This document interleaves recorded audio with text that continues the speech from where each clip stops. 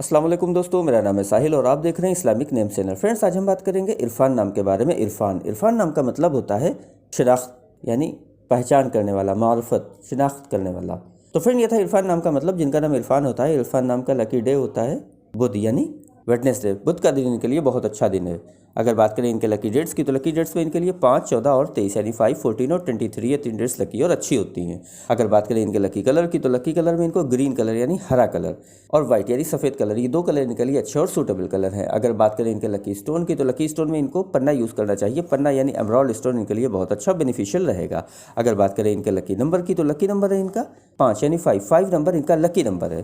तो फ्रेंड, ये थी इरफान नाम की शॉर्ट डिटेल। अगर ये वीडियो आपको अच्छी लगी हो तो इसको लाइक करें, शेयर करें, हमारे चैनल को सब्सक्राइब करें। यहाँ पर ऐसे ही आपको आपके नाम के बारे में शॉर्ट में जानकारी देते हैं। अगर आप किसी और नाम के बारे में जानकारी लेना चाहते हैं तो कमेंट बॉक्स में उसका नाम लिखिए, बहुत जल्दी आपको उस नाम पे वीडियो मिल जाएगी। आज की वीडियो में इतना ही फ्रेंड्स, मिलते हैं आपसे अगली वीडियो में। जब तक के लिए अल्लाह हाफिज़।